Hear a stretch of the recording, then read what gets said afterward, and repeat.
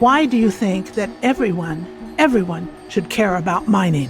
If you look around, everything you use, if it's not grown in the tree, it's mined somewhere. It might be recycled, but it was mined first. That's why it's very important to pay attention to how it's mined, what was the value it was giving back to the society, what was the process involved, and who was impacted. I'm with Gargi Mishra, a longtime expert in the mining industry. She specifically works on how emerging technologies and innovations can be transformed into actionable insights. Thank you for joining me. I think we're going to have a lot of fun imaginizing the mining of the future. Could we start off with you saying a few words about yourself? I'm Gargi. I come from mining industry. All my life I spent in mining. I started my career as an exploration geologist, exploring for diamond. I started my career in India. Then I work in Angola, DRC, Botswana, Canada for a diamond mining company. And then I did my PhD in geometallurgy. So it was further down in the mining value chain. And that was my first time when I was doing my geometallurgy PhD. I start seeing it was dawn of digital transformation in mining around 2009-10. When I start looking into digital transformation in mining, it was not as open as other industries are. And that's why adoption was not as fast as you see across banking or other industry. And then I start thinking and exploring how other industries innovate or digitalize. And then I came across system thinking, which is like thinking about your process as a one system. And mining even now is very silos. So we work into silos. So then I start playing in that space, launch my first startup, and start talking about system thinking in mining and designing digital transformation roadmap. And all these years, especially those 10 years, I was very much looking into mining and emerging technology trends, but always looking into operational environment. I start exploring what does it emerging trends mean for the broader society. And then eventually De Beers hired me as their first resident futurist. And that's why I call myself accidental futurist, because even though from last 10 years, I was tracking the trends very much for the mining. What does it mean for the mining, sustainability in mining, operational focus. But what I was doing was part of the foresight, horizon scanning. But then when I got the formal role of the resident futurist or foresight manager, I start looking beyond just mining operation because it was looking across. So first time now I start looking into consumer trends. What does the future of society look like? What is the future of consumer look like? How is going to impact mining workforce of the future? And then the broader, geopolitical, economical impact of that trends. And I start enjoying that because that's something I always call is kind of my superpower, to connect the dot between emerging trends and what's coming our way and what does it mean for us. So since then I'm playing in that space. I also contributed in a book for the foresight. It's a textbook, one of the first in South Africa written on a foresight as a textbook for the students. And that's very much aligned to what I'm trying to do now is democratizing future thinking. Because if you look at Europe, Middle East, even US, future thinking and foresight is very mature. In my part of the world, it's still emerging.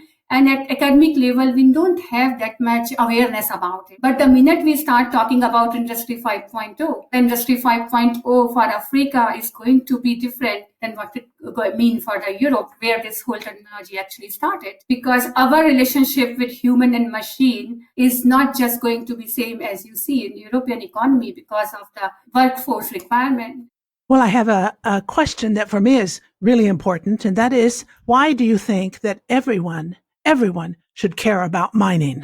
And that's a very good question. But if you look around, everything you use, if it's not grown in the tree, it's mined somewhere. It might be recycled, but it was mined first. That's why it's very important to pay attention to how it's mined, what was the value it was giving back to the society, what was the process involved, and who was impacted. And that's where I start talking about the sustainability meets citizenship, that you need to start asking about, was it circular, ethical, digitally transparent mining? And then also start thinking about how we give it back by responsibly recycling. The question won't just be where was this mined? It will how did you help return value to the system? And that's where sustainability meets citizenship. and mining become part of material democracy, not just supply chain.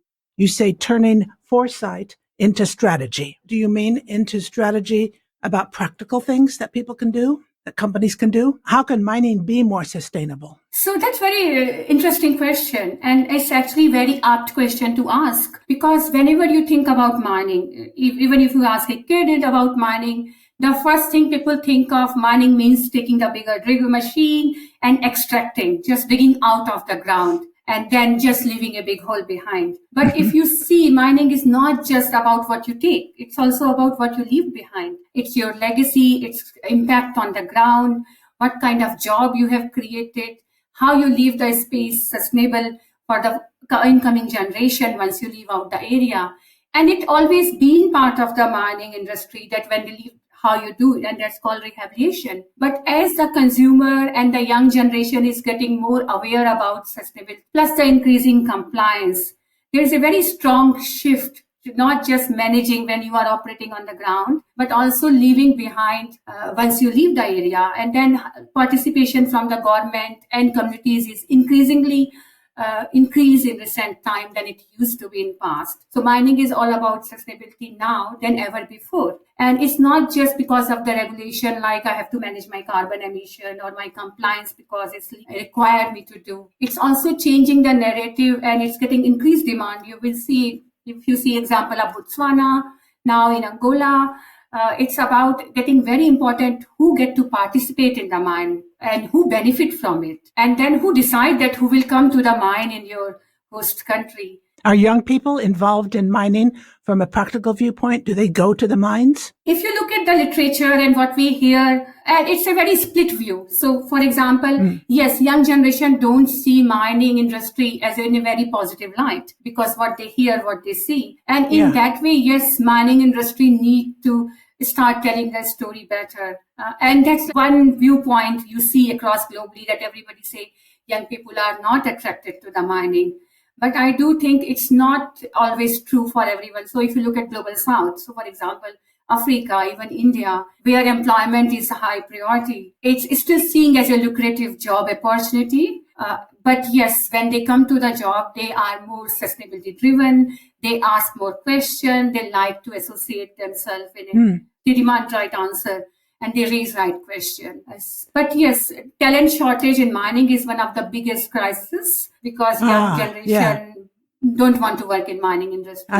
I can imagine that. Yes. One thing you talk about is co-creation. The expectation of mining is changing from compliance to co-creation. What do you mean by co-creation? In past, what used to happen, if a mining company go to a host nation, they will have some compliance to follow and there will be a bill that you have to do such a thing, and that's how your environmental compliance look like. This is how you're going to employ people, so labor compliance look like. And then there will be some kind of agreement that what you give back to the society or the country. But in recent time, especially Botswana is a very good example, and one of my favorite example, I keep bringing it, is started negotiation differently. From the very beginning, they were very intentional about when De Beers came to mine diamonds there, that what is it going to mean for them once a mining company leave the ground. And that model is now increasingly getting, traction across the world, especially across Africa.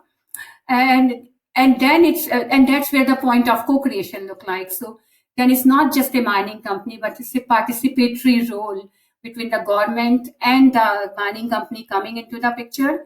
But now the trend emerging where communities will start making more vocal voice. So if you look example of Canada and Australia, it's very important to have that relationship with the native communities there and get to start working with them from the beginning. So for example, BHP has actually done indigenous land agreement in Australia where governance and value are shared from the beginning. Can you explain what that means? So from the beginning, they understand how the water uses will look like, which area you're going to mine, and as you operate, you rehabilitate. So those terms and conditions are pretty much governed from the beginning. It's not that damage is done and now you come and paint and polish. So its compliance is not just a tick box. You start creating those values and ethics from the communities. How the local people see the rehabilitation. not just as a standard rehabilitation in terms of that used to be, okay, I came, I planted some trees and I'm out. It's more about consultation and dialogue, what you believe should be the ideal way to rehabilitate, how we extract. And that's why if you see globally, there is a bigger drive to go underground mining where possible, because we want to, and that's where the future of mining going to be. Underground, you mean that the mining, the people go down under the ground and extract what they're looking for. So that's used to be in the past, but now with advance in technology, you don't need human to go down; it's machine. Okay, and that's why it's autonomous mining. So it's done by machines. Okay, and that's today. That's not the future of mining. No, that's it's happening today. now. Minings are getting operated 2,500 kilometers away from a remote center, especially in Australia and Canada, even in DRC. There is actually a mine in DRC which is get operated from one town in South Africa. So they are remotely operated. You don't need that many people underground that you used to be. But then there is another side of the coin. There are reasons to autonomous mining. One reason, of course, is safety, because our ore deposits are getting shallow and low grade. So cost of extracting them is expensive, but also not safe to send that many people underground. And there are more other safety concerns. So it makes sense to autonomous mine to have in a place. But then also the skill shortage for an economy like Canada and Australia. You don't have people willing to work in the mining. So then that's why autonomous mines comes into the picture. But then when it comes to Africa or South Africa, for example, we are still into operator assist or semi-autonomous because of our economy. You still need people because mining industry still provide 20 to 30% job in the South African economy, for example. So you can't just replace the human because we have we do have enough human power. It's just different economy. And that's why when it comes to this part of the world, we're not really going for the autonomous mining. We're going for the operator assist. It means human and machine collaboration when it comes to mine. So it's still, when it's a dangerous situation, a machine mine, but we still keep a lot of human in mind. And what about women in the mining industry? I never thought about that before. I never thought there were women in mining. So I guess I'm victim of a stereotype of mining is just for men. Can you tell us about women in mining? What do they do? So women do everything from drilling operator to drone operator. But interesting part is, even though it's 2025, women are still very underrepresented in mining industry. So, for example, in Canada and Australia, it's only 16 to 18% women still make up for the total women mining workforce. In South Africa, it's 19.8% of the women which make, and when I say 19.8% across the business value chain, so you counting your cleaner, you counting your drillers, you counting your HR, finance department. But then if you look at the leadership role, it's not that many women is still to find there. And that's why you saw my LinkedIn post about it, that women already are underrepresented in mining industry. And it's been traditionally because of the way industry was designed, the language it was used when you advertise the job. And now if you bring the AI into the recruitment, the same AI either can be an enabler for the inclusion and get more women into the mining, or it can be another barrier to entry. It's a problem in many industries, and most of the companies I've worked with over 20, 25 years, women in leadership positions have always been in a minority, whatever the industry is. Even some of the most sort of possibly white-collar industries you can imagine, the majority of top leaders tend to be men. So it's not just in mining, it's a general situation, I think. It's just in general in mining industry have less than 20% women. So, for example, when I started my career, I was one of the first women to go into the field. The field was not equipped to have a woman, so you are the only woman who visited the field camp. And for example, when I went to DRC, we actually have to plan we have to have some system around it that if I go to bathroom, just plan something so everybody knows or I will take early morning or late night showers, because they were not designed for that. And that not just the camps, even the big mining sites. Even now, if you look at the PPE, our protective clothing, they is still not designed for the woman body. It's not just a design problem, it's also a safety issue. Because now if you put an AI to layer as a governance about and compliance about the safety, it actually struggled to identify with a woman with the mask or woman with the makeup or woman with the hard hair. So those things are getting more complicated than ever already before because our PP is loose. And then if AI sees it sees as a safety risk. One thing you talked to me about was AI can be an opportunity and it can also be a risk in terms of inclusion. How does AI affect inclusion? Is that based on data studies that are done? Yes. So it's, of course, based on the data studies. So, for example, if I just buy a recruitment software, and which was early days, and now most companies are getting more aware. There's very big drive on ethical AI. And companies are getting more aware about inclusive AI. So, of course, there are people raising the question. But I think also it's end of the day when you getting a software for you are getting a recruitment, for example, a recruitment software. It's also your responsibility to check what kind of data set it was trained on. So if you buy a software or you develop something in mining industry, and I'm just trying to create a parallel between what happened when Amazon first built its own recruitment AI model. It used to flag any association with a woman. So, for example, somebody has a CV says Women Leadership Award or part of the Women Coding Club.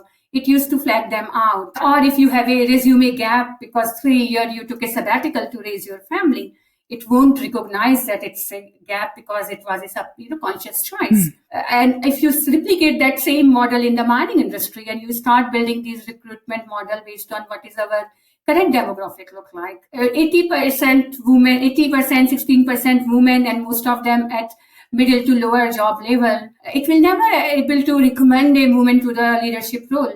Or it will not able to identify the potential if there is a gap or if they move from one area to another part of the business. But then another part where AI, it can start copy pasting the same type of job advert. And it's like you use a ChatGPT, but you haven't trained it on that. And the biggest reason why women are so less in mining industry, especially in mine site roles, are because traditionally the way job description was, it was designed very, masculinity coded language, thrive under pressure, rugged situation, all those words which even though women are capable, it will kind of not resonate with them. So sometimes women won't even apply when they see a field job or a mine site job in past. And if you train it, the same AI can be actually an enabler and create that inclusive job advert which attract everyone. That's why I say it's a risk, but also enable how you apply it. You have to be mindful. You can't just, just get a blanket can't just buy something and implement in your space. You need to understand where our data are coming from. You said the mine of the future may look more like a lab or bioreactor than a pit. Yes. So the mine of the future can look like a lab. That makes me think of something I've read a little bit about, which is diamonds that are produced in a lab. But in fact, you're not talking specifically about that. You're talking about a variety of different minerals and substances that are produced in a lab. Is that right? So there's a difference. So when we talk about lab-grown diamond, that's the diamond created in the lab. But when I'm talking about the future of the mine is more like a bio lab, I'm talking about processing. So we still having a natural copper, but in place of using the chemical to leach it out, you're using the bacteria to leach. So then it's more environment friendly. And there are already companies doing that. So for example, in Chile, BioSigma already have achieved copper extraction using the microbiota. Endolith is another startups coming very strong on that. So there are a lot of small companies are coming in that space where so bioleaching is not a new concept, but with applying AI, so finding out the right bacteria become easy. And that's why now is the right time. And that's why you start seeing multiple companies or a startup coming in that space where the bioleaching is now you can do at a scale. Earlier, it was an academic concept, but now it has becoming a reality. So that's why I say the future lab will be more like a lab or bioreactor. Yeah, that's very interesting. What's your vision in general of the mine of the future? You talk about it being participatory, smart, resource partnership. I'm quoting from one of your sentences. Can you explain a little bit what you're thinking? And what do you mean by future? What time frame are you thinking? So that's very interesting because I always throw this question when I'm teaching future thinking. Where do you think future arrive? So in a professional way, we say future 10-year, 15-year time. But I know when you and me spoke, I says, let's say 2050. But then I also wanted to throw something like, are we still going to mine in 2050? Or if Yes. we're going to mine, are we going to mine on this planet Earth? But look at the critical minerals demand. The trend currently right now where we're sitting looks like the reality that yes, we will still be mining, may not be in the same scale we're mining now, but we'll still be mining on this Earth. But definitely it's going to change. It will be more smaller in the size in operation, not going to have huge operation. And it will be few companies, but then it will be very smart. When I say smart, it's data-driven mining. Mining already is very smart because, as I said, autonomous mining is already a reality, but it will be much more data-driven in terms of how you do exploration, where you do exploration. So it will be smarter across the value chain, not just in an operation environment, and regenerative. So it means very much circularity driven. And that's the vision I do believe will be coming, and co-owned. It means it not just be a mining company. It's going to be between mining and government or other community. So it will be always be like a Devswana model where it will be not just a mining company owning the mine site and taking responsibility. So from exploration to the processing and selling, it will be co-owned the whole process, not just the end product. But if you ask me my vision, I do believe the mine of the future will be invisible to the eye, embedded underground, powered by automation. It will be co-governed with communities, restored ecosystem as it operates, and follow circular principle when mine is the last resort, but not the starting point. And I like to have this vision, and I do talk about it a lot, because if you look at the young generation, how they ask the question, and that's why there is an increased amount of traceability. In fact, EU Digital Product Passport was launched a few years back, and it was across the luxury products and food, so that you can trace where your product is coming from. And I think that's going to be very much part of the mining also, so that when you buying an iPhone, you're not just asking where it's mined. It will be a reverse also, that how you have responsibly discarded it once you finish your product. So I do think that it will going to be very participatory, not in the way we mine, but how the relationship between the mine and the society going to change. So for example, if I'm going to buy something, it's not just you can go and buy a material. It will be how you earn access to buy them based on your own behavior towards circularity, how you recycle, let go. And it might be just a point-driven system designed by authorities, so that if I'm responsible, and this is the vision, or just a scenario, that if I recycle something responsibly, I might get some carbon credit, so that my buying a phone can be cheaper or a car will be cheaper than somebody who's not doing it. So you're just creating that participatory economy, where it's not just how it was mined, but then how you return as a consumer that value to the system, so that it becomes a circular. So that's what I think will be the future, not necessarily always things.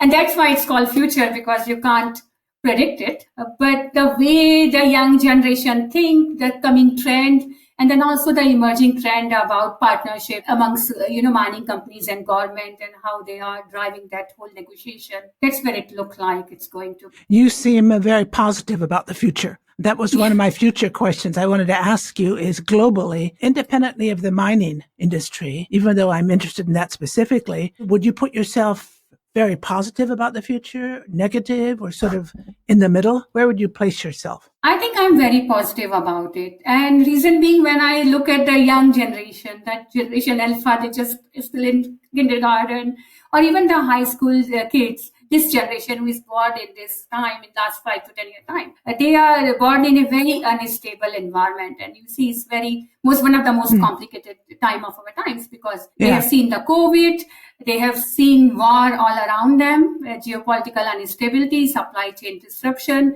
and then on top of that, the dawn of this new technology. But because they are born in this complex world, they somehow tend to have a better understanding of the interdependency of these things. So when they see things, they don't see them in isolation, like when we compared to the past generation. So for us, everything is an event. And then when you start maturing, you start saying, connecting the dots. But these kids are born in that environment where they see the relationship with each each of these events they are happening in their life. And they always ask the right question, even though they are living in a complex and unstable time. They still care for the planet. What does it mean for me, my future, sustainability of the earth? So I do believe when this generation go and become the leader of the tomorrow, they will have much better system thinking mindset because they understand how things coming. And very good for mining industry also, because that's what we need. Mining cannot be just a part of a hosted in a nation, but what is the relationship with it? So they understand that you can't work in isolation, but then also very brave to ask the question. Even a 3-year-old and 5-year-old, how they have that confidence and bravery to ask the question about future of ocean, future of sustainability. And they ask the right question and they demand the right answer. And that's why when I look at them, I feel very positive, because this is the generation that's going to be the leading the world. Yes. How do you see your own personal future evolving over the next, 15, 20 years? And it's very interesting because if you see my career, I always pivoted, always something new, something different. But now I do think where I am right now, there are 3 areas I think I would like to continue, and I see myself making impact will be, of course, especially in AI is coming into the women space and mining space, but not just women and inclusivity. I do believe there is a very big gap to understand what does it mean for sustainability. So yes, AI is a very big enabler for sustainability because you can apply AI technology, climate technology to track your emission, control your emission, but then also the cost of all these big AI models, and somebody need to drive that dialogue. So I'm trying to start playing in that space, and I think in 5 to 10 year, 20 year time, I will be able to raise those questions and drive that impact where we will have, I call it a sustainability, AI sustainability framework, which will be like a mandatory to have. That if you're designing and bringing an AI system, you should have a framework aligned to it. And then also value for inclusion. That linked to very much most of the work I have done in digital transformation, how you bring in new technology and develop a business case. But most importantly, I think the biggest impact I hope to leave in 10 to 12 year time will be move away from this quarter to quarter thinking, so that we're not just thinking in a short-term profit and loss model, but thinking about in long-term thinking. And I think that's the power of future thinking about what does it mean for this technology and this process in 10-year time, and how it's aligned with the emerging trends. So I think that's where, of course, I see myself making an impact. And of course, love to play into teaching an academic space. So I might be teaching future thinking somewhere in 20 years' time. Yeah, but funny enough, when you ask me that question, because it's definitely going to change the way so for example, if I say my work, what I'm doing now is a foresight work, definitely it's going to evolve a lot. I actually gave example to my previous job where I was a kimberlite petrologist, and you see a microscope behind me in one of the shelves. But that job is totally taken over by an AI model right now. So same thing for the foresight. Most of it work will be already start seeing it. So for example, when I'm doing trend scaling, a lot of my work, AI is a co-assist or like an intern right now. But I do believe a lot of this thinking and with most of the analysis of the data and research will be outsourced to the AI. But then the bigger thinking, so what, will still be in hands of humans. So it's going to be collaborative foresight role than just having a human in the room and deciding. Gargi, do you have any last thoughts, any last message that you'd like to share? Have we covered everything that's important to you or anything that's missing?